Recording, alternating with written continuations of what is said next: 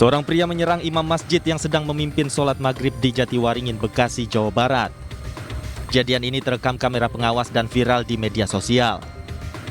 Video berdurasi 2 menit itu memperlihatkan pelaku yang berbaju batik mendorong imam yang sedang membaca surat Al-Fatihah. Tidak hanya mendorong, pelaku juga sempat memukul imam sebelum akhirnya diamankan oleh jamaah masjid yang lain. Pasca kejadian ini, pihak kepolisian langsung bergerak dengan mendatangi lokasi masjid dan menjemput pelaku. Intinya kita berkoordinasi terhadap korban dan kita langsung klarifikasi. Kami langsung undang ke Polsek, baik itu korban maupun terlapor yang saat ini sedang berproses. Korban sudah dari Polsek, yang rencana tetap kita buatkan laporan polisi yang kemudian jalan yang ditempuh berupa jalan. Polisi telah melakukan mediasi antara pelaku berinisial SK dan korban bernama Sulaiman. Dari hasil mediasi, korban telah memaafkan pelaku karena pelaku diduga mengalami depresi dan hingga kini masih menjalani perawatan.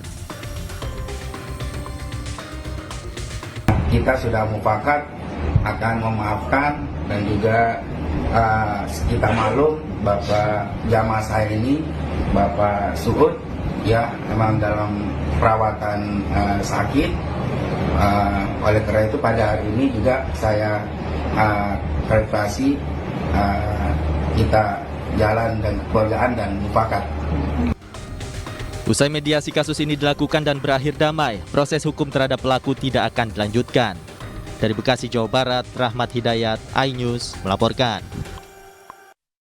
Ya, Wilson dan pemirsa, ini lagi-lagi membuat geger di media sosial ya, aksi seorang jemaah yang kemudian menyerang imam masjid saat sedang memimpin sholat di masjid. Betul sekali, ini seharusnya menjadi perbuatan yang tidak terpuji dan seharusnya tidak dilakukan ya.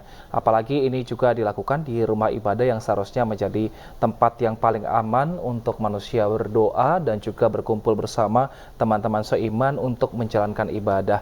Nah, kita ke informasi lainnya pemirsa, di mana ini akhirnya tim gabungan berhasil menangkap para terduga pelaku pembunuhan anggota polisi berpangkat Aibda di Palangkaraya, Kalimantan Tengah. Mereka ditangkap di daerah Puntun atau yang dikenal dengan sebutan Kampung Rawan Narkoba.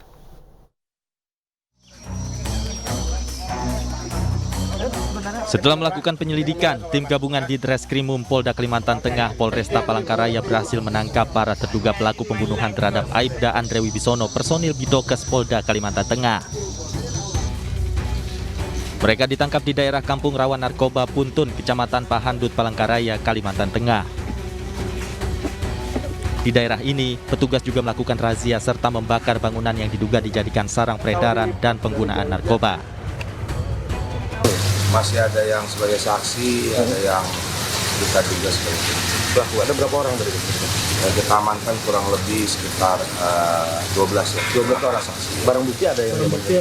Barang bukti ada. Apa itu? Nanti aja pasti. Nanti ya. Jelas masih didalami Bang ya. Sebelumnya seorang anggota polisi di Palangkaraya, Kalimantan Tengah ditemukan tewas dengan luka di tubuhnya. Jasad korban ditemukan warga di Rawa di Jonggol, Kecamatan Pahandut, Palangkaraya pada Jumat sore. Dari hasil otopsi sementara, di tubuh korban terdapat luka di bagian dada dan kepala. Dari Palangkaraya, Kalimantan Tengah, tim liputan iNews melaporkan.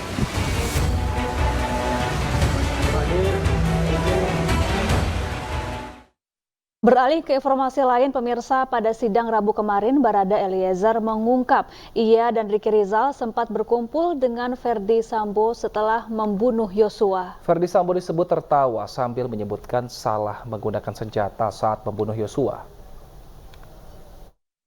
Ada Bang Ricky juga, ya. Sempat beliau belak-belakan juga Bapak ke kami berdua, sempat bilang sambil ketawa Bapak, sambil sempat bilang salah pakai senjata katanya. Salah pakai senjata. Jadi penyampaiannya begini gitu, kayaknya ada yang salah, akhirnya tertawa. Iya, baru tertawa dia. Ke informasi lain pemirsa, hujan deras dengan intensitas tinggi membuat permukiman warga di Kabupaten Bandung dan Subang, Jawa Barat terendam banjir. Akibatnya aktivitas warga terganggu dan akses jalan penghubung terputus. Permukiman warga di Kampung Bojong Asih, Kecamatan Dayakolot, Kabupaten Bandung, Jawa Barat kembali terendam banjir. Ketinggian air mencapai hingga 1,5 meter. Lebih dari 1.200 rumah warga terendam banjir. Akibatnya, aktivitas warga terganggu dan akses jalan terputus. Warga berharap pemerintah dapat lebih serius menangani banjir, karena wilayah ini merupakan daerah langganan banjir yang selalu terjadi setiap hujan turun.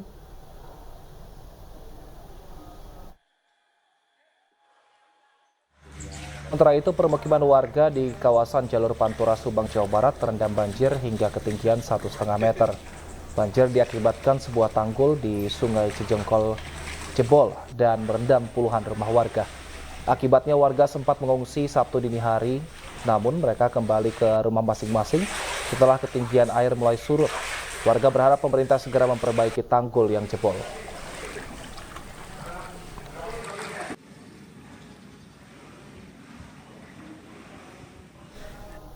Satu jenazah korban tanah longsor akibat gempa di Cianjur, Jawa Barat kembali ditemukan. Korban berjenis kelamin perempuan ditemukan tim SAR di bawah mobil pick-up.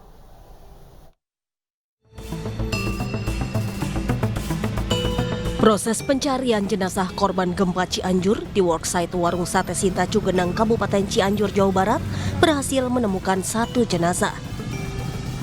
Korban berjenis kelamin perempuan itu ditemukan di sekitar lereng sebelah barat di bawah mobil pickup berwarna hitam.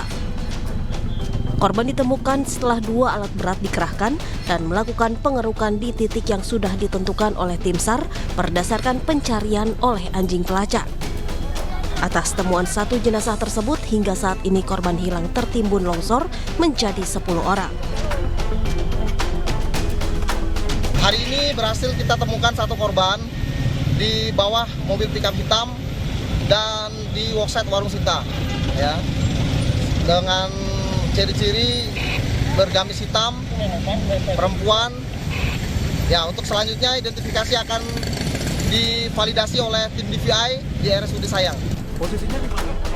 Korban selanjutnya dibawa ke RSUD Sayang untuk diotopsi dan diidentifikasi. Tim SAR akan terus memaksimalkan pencarian dengan alat berat sesuai dengan titik-titik yang dicurigai adanya korban. Dari Cianjur, Jawa Barat, Budi Setiawan, iNews melaporkan.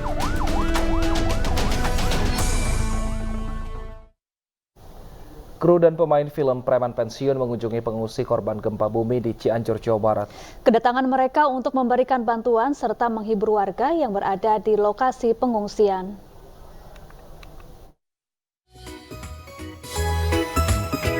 Pengungsi gempa bumi Cianjur di Desa Mangunkerta dan Desa Benjot mendapat bantuan dari kru dan pemain film preman pensiun. Selain memberikan bantuan berupa makanan, snack, perlengkapan sholat, dan toilet portable, kru dan pemain film preman pensiun juga menghibur para pengungsi di lokasi pengungsian. Harapan kita sih untuk teman-teman, mau public figure, mau seniman, kita sama-sama ngumpulin, ngebantu agar Cianjur bisa segera pulih kembali. Dikasih snack ini anak, ini snack. Rasanya gimana, Bu, setelah kedatangan dari tim preman pensiun nih? Senang aja. Senang, Bu, ya? Iya. Merasa terhibur nggak, Bu? Iya, terhibur, Bu, ya? Kita kembali seperti semula beraktivitas seperti dulu. Normal kembali, Bu, ya? Iya, gitu aja. Kalau sekarang kan saya nggak bisa beraktivitas. Karena saya kan di sini. Kru dan pemain film preman pensiun berharap dapat membantu para pengungsi dan mengurangi rasa trauma bagi warga Cianjur yang terdampak bencana gempa bumi. Dari Cianjur, Jawa Barat, Muhammad Andi Iksan, iNews melaporkan.